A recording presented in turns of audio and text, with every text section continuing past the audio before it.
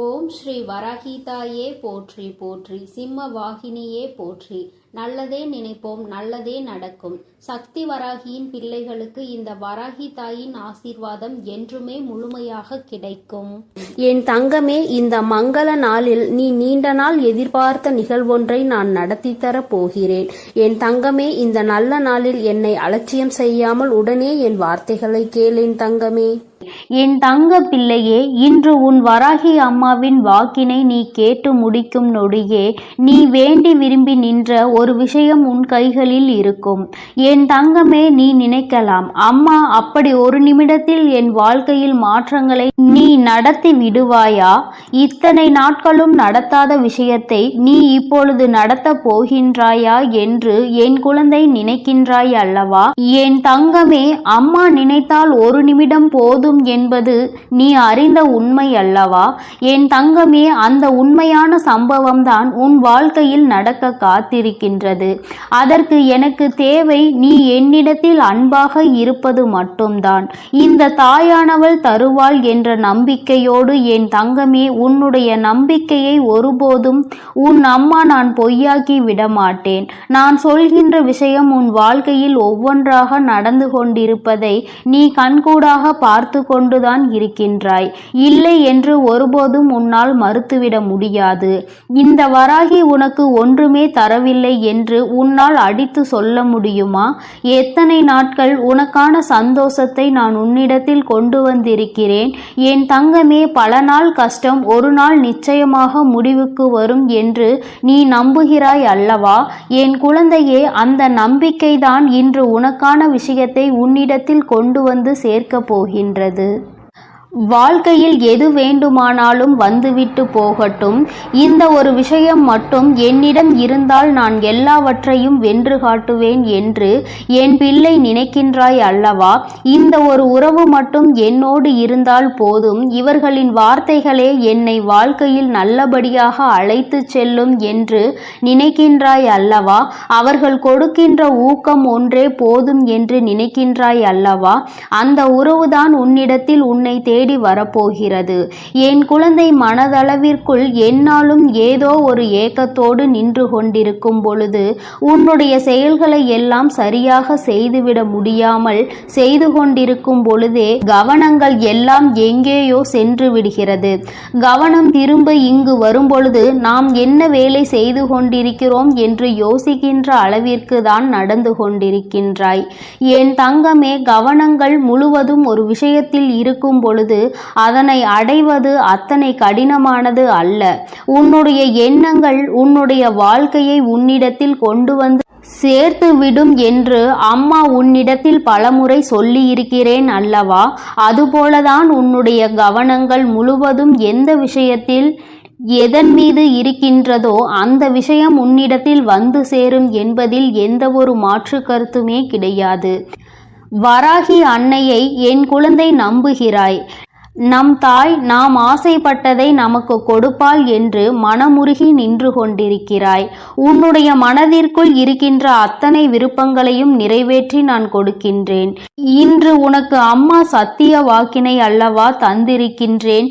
என் தங்கமே, நான் எந்நாளுமே உன்னை பார்த்து கொண்டுதான் இருக்கிறேன். அம்மா நம்மை கண்டும் காணாமல் இருக்கிறாளே என்று நீ நினைக்காதே.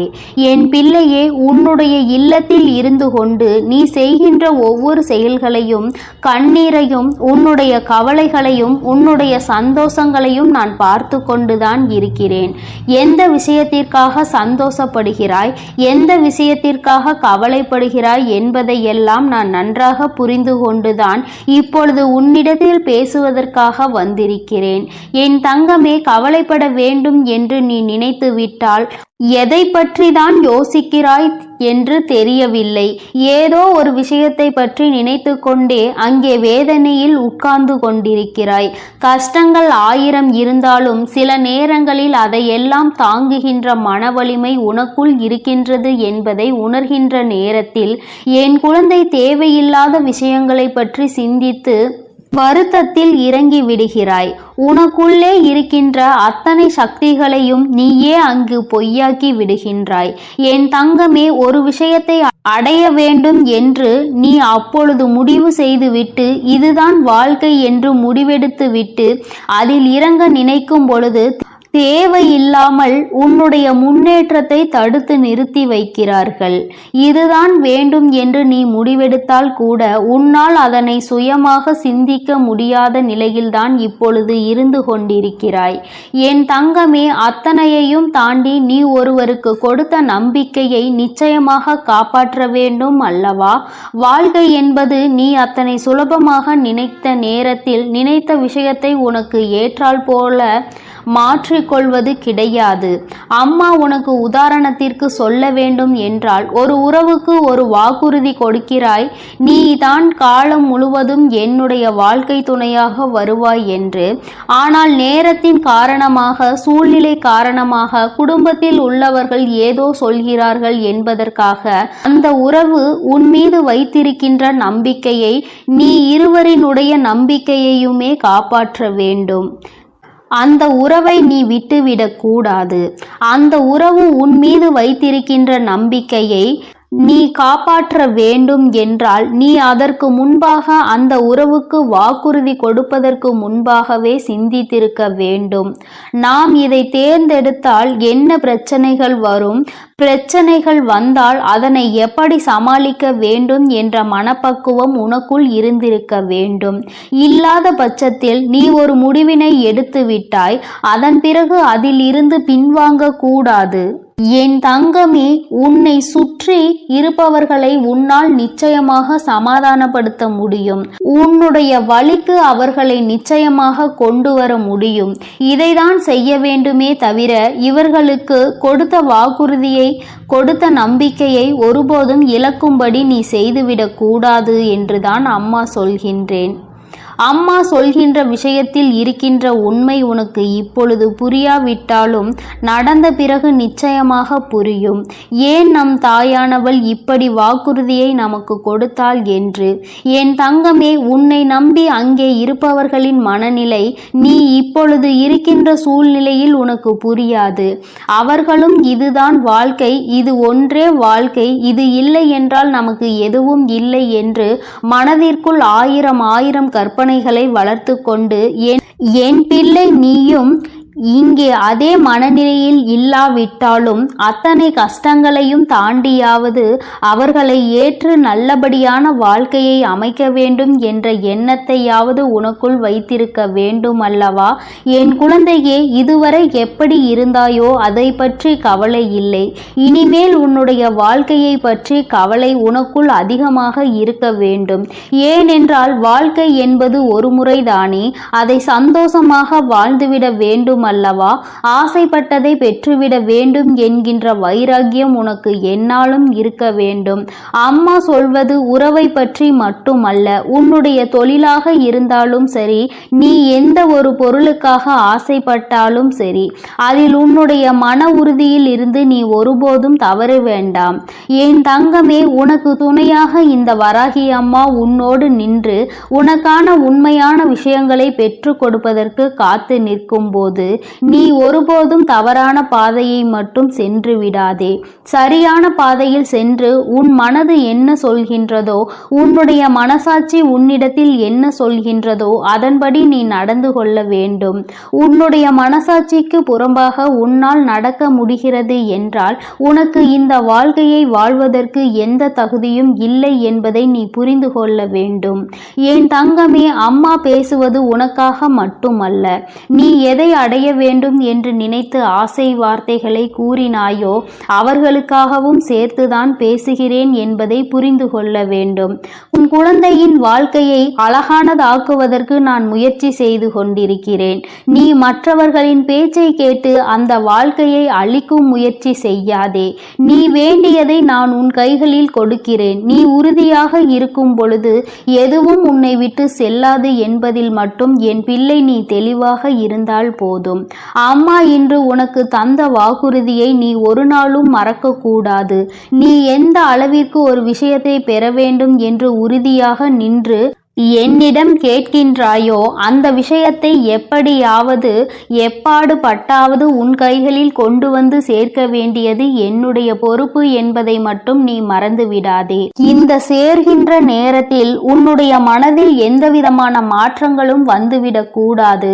மற்றவர்கள் நினைத்தால் உன்னுடைய மனதை மாற்றிவிட முடியும் என்றால் உனக்கென்று எந்த விதமான சுயமான முடிவுகளும் எடுக்க முடியாது என்றுதான் அர்த்தம். என் தங்கமே, அம்மா சொல்கின்ற விஷயங்கள் தொடக்க வாழ்க்கையை நீ பெற்றுக்கொள்ள வேண்டும்.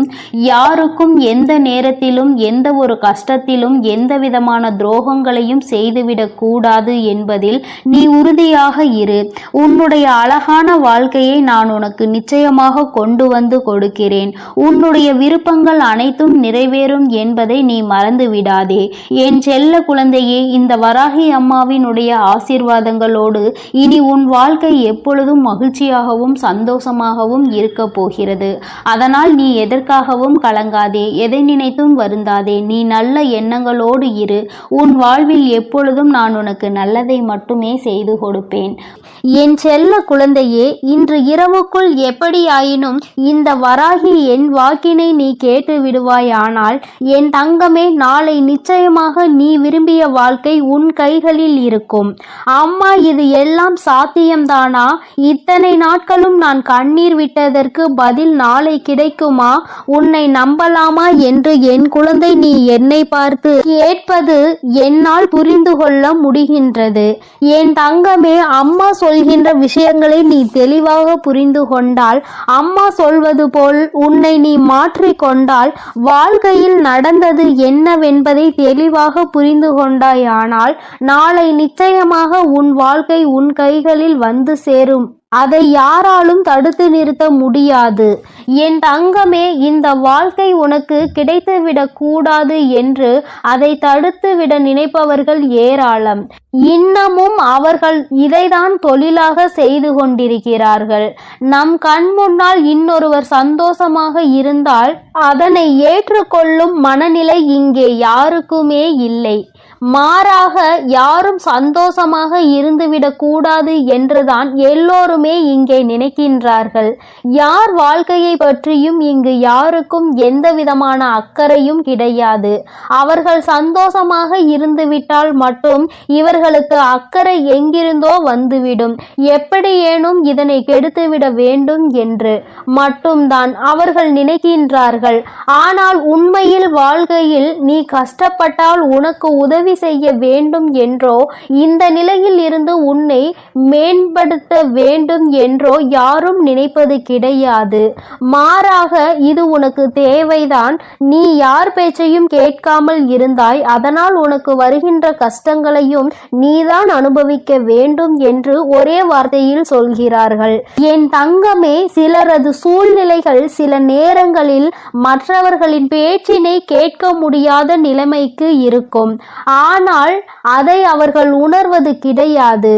எப்பொழுது நீ கஷ்டப்படுவாய், எப்பொழுது அதை சொல்லி உன்னை பேசலாம் என்றுதான் எதிர்நோக்கி நின்று கொண்டிருக்கிறார்கள்.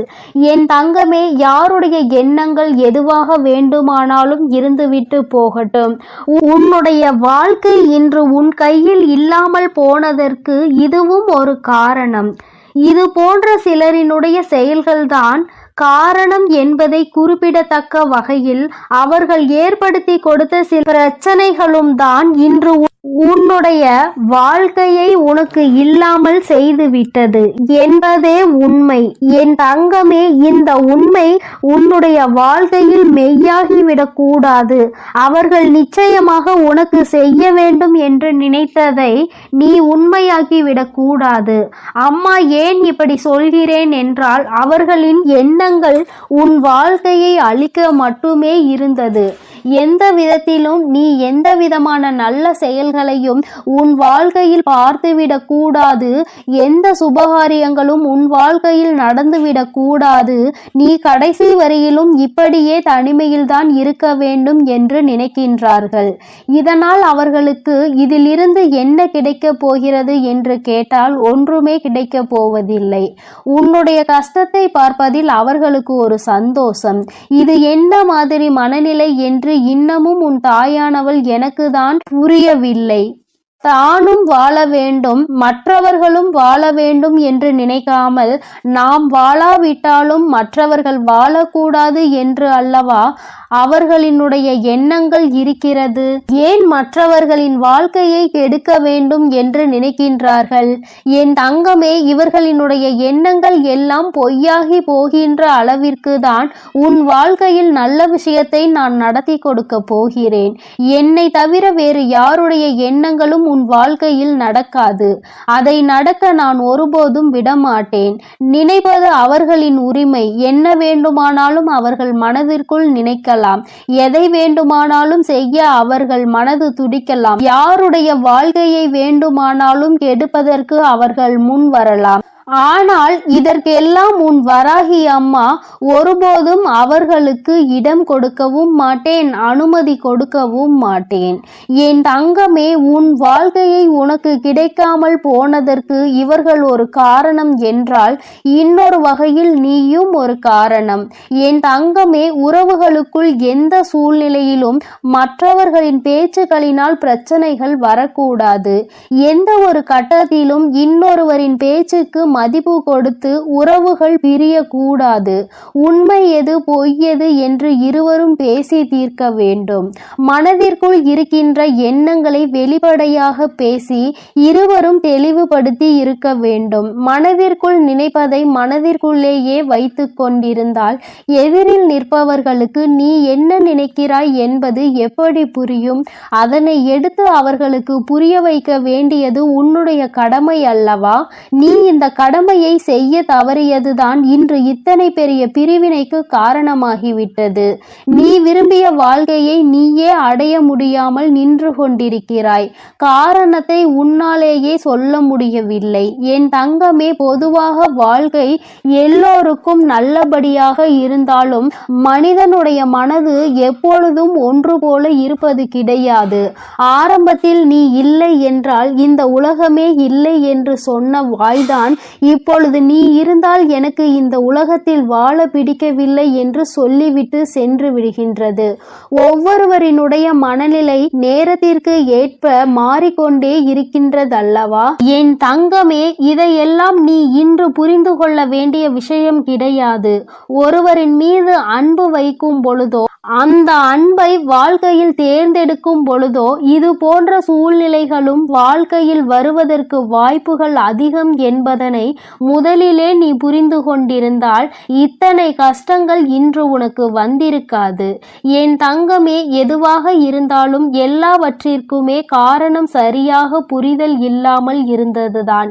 எந்த அளவிற்கு அன்பு வைத்திருக்கின்றாய் என்பதனை யாருக்கும் நிரூபித்து காட்ட வேண்டாம்.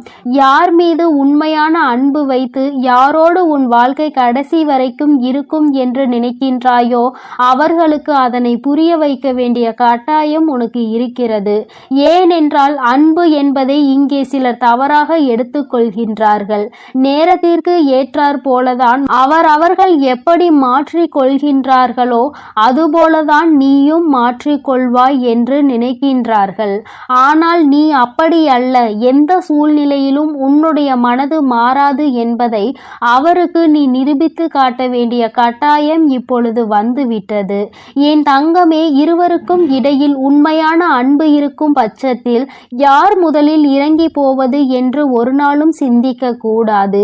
நீ இறங்கி செல்வதனால் உனக்கு இங்கே எதுவும் குறைய போவது கிடையாது. மாறாக நீ எந்த அளவிற்கு அன்பு வைத்திருக்கிறாய் என்பதை மட்டும்தான் நிரூபிக்கின்றாய் என்பதை புரிந்து கொள்வாய். என் தங்கமே, இதுநாள் வரையிலும் வாழ்க்கை உனக்கு நிச்சயமாக பலவிதமான கஷ்டங்களையும் கசப்புகளையும் கொடுத்து விட்டது. ஒவ்வொருவரினுடைய எண்ணங்களும் எப்படி இருக்கும் என்பதை உனக்கு உணர்த்தி விட்டது.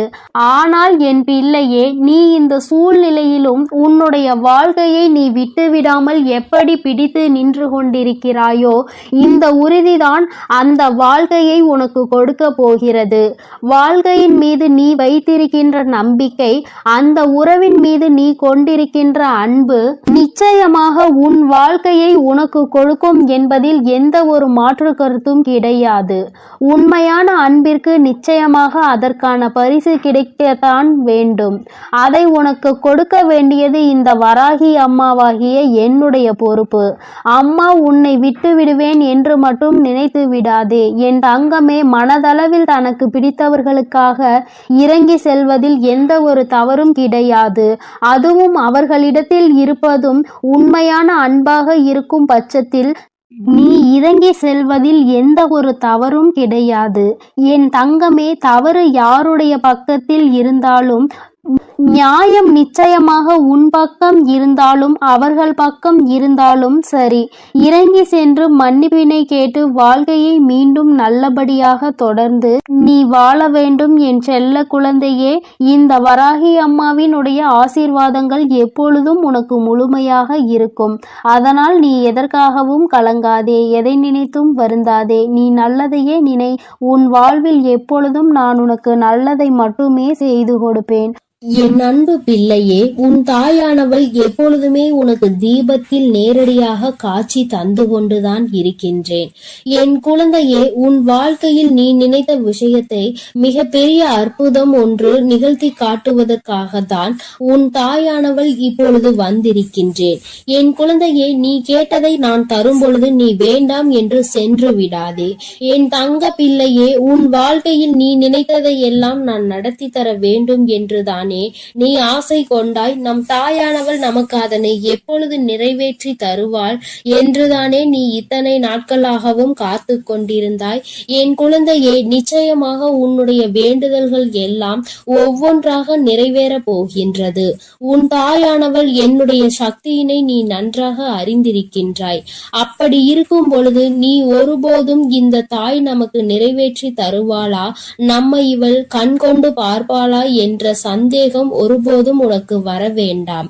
நான் என் குழந்தைகள் எல்லோரையும் ஒன்று போலதான் பாவிக்கிறேன். எத்தனை செல்வங்கள் உடைய குழந்தையாக இருந்தாலும் சரி, எதுவுமே இல்லாத குழந்தையாக இருந்தாலும் சரி, எல்லாமே இந்த தாயானவள் எனக்கு ஒன்றுதான். நான் எல்லாரையுமே என்னுடைய குழந்தைகளாக தான் பார்த்து கொள்வேன்.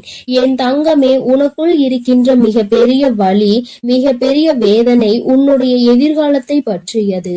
இந்த எதிர்காலம் நமக்கு எப்படி இருக்குமோ, இந்த வாழ்க்கையை நாம் எப்படி வாழ்ந்து முடிக்க போகின்றோமோ என்று எப்பொழுதுமே உனக்குள் அந்த சிந்தனை தான் ஓடிக்கொண்டிருக்கின்றது.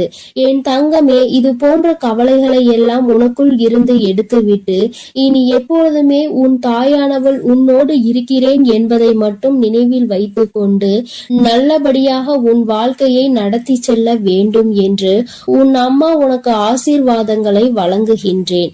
என் தங்க பிள்ளையை, நிச்சயமாக உன் வாழ்க்கையில் நீ எதிர்பார்த்த விஷயத்தில் நீயே எதிர்பார்க்காத விதமாக மிகப்பெரிய அற்புதத்தை உன் தாயானவள் நான் நிகழ்த்தி காட்டுவேன். நான் அதனை இன்று நிகழ்த்தி காட்டுவேன், நாளை நிகழ்த்தி காட்டுவேன் என்றெல்லாம் சொல்லவில்லை. நிச்சயமாக நடக்கும். உனக்கான நேரம் வரும் பொழுது அதனை நான் நிச்சயமாக நடத்தி காட்டுவேன். என் குழந்தையே, நீ அப்பொழுது உணர்ந்து கொள்வாய். இப்பொழுது இருக்கின்ற இந்த சூழ்நிலையில் அது நடந்திருந்தால் உன்னுடைய நிலைமை என்னவாக இருக்குமோ அதை நீயும் சிந்தித்து பார்க்க வேண்டும்.